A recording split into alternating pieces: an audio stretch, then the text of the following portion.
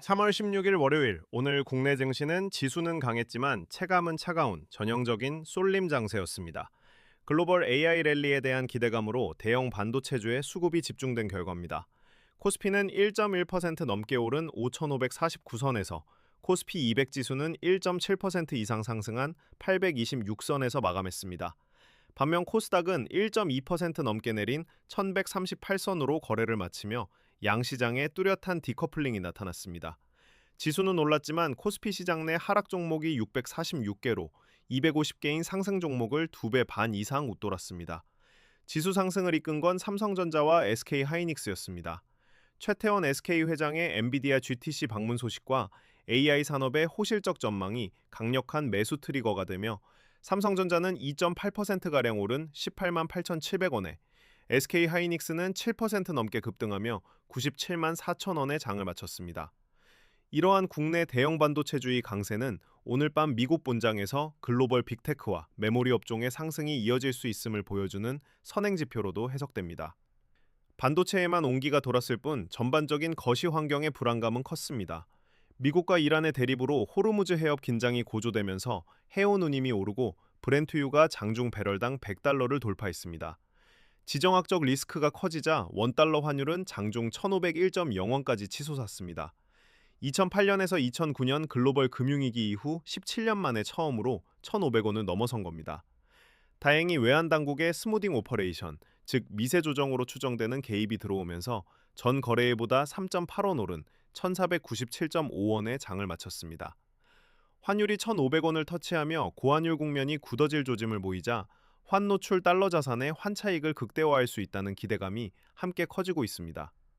하지만 당장 우리 증시에서는 환율 급등이 외국인의 대규모 매도세를 유발했습니다. 외국인은 4거래일 연속 순매도를 이어가며 시장 주요 지표 기준으로 약 8,470억 원을 팔아치웠고 개인과 기관이 각각 7,180억 원과 880억 원가량을 순매수하며 물량을 받아냈습니다. 이렇게 환율 급등과 금리 부담이 커지면서 성장주에 대한 할인 우려가 시장을 덮쳤습니다. 채권 시장에서 국고채 3년물과 10년물 금리가 각각 3.3%와 3.68% 수준으로 소폭 하락하며 안정세를 보였지만 투자 심리를 되돌리지는 못했습니다.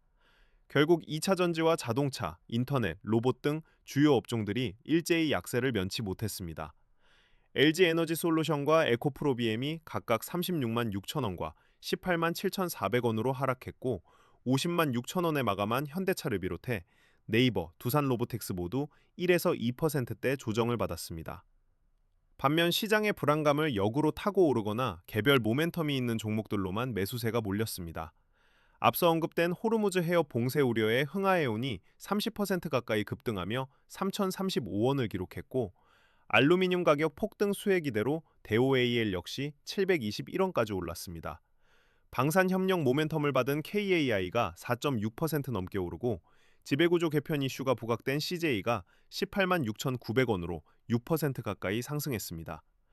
여기에 호주 호텔 개발 수혜로 미래에셋 생명은 17,160원으로 30% 올랐고 오늘 신규 상장한 카나프 테라퓨틱스는 이른바 더블을 기록하며 공모가 대비 153% 폭등한 5만 600원에 마감했습니다. 내일 17일부터 20일까지는 주요국 통화정책회의와 대형 이벤트가 몰려있는 슈퍼위크입니다. 가장 먼저 시장에 이목이 쏠려 있는 곳은 16일부터 19일까지 진행되는 엔비디아 GTC 2026 행사입니다. 한국 시간으로 내일 17일 새벽 3시에 예정된 젠슨 황 최고 경영자의 기조연설이 핵심입니다.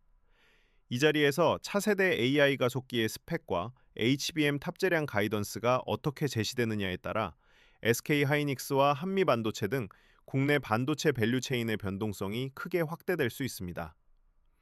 이어서 18일 오전 9시에는 삼성전자의 제57기 정기주주총회가 열립니다.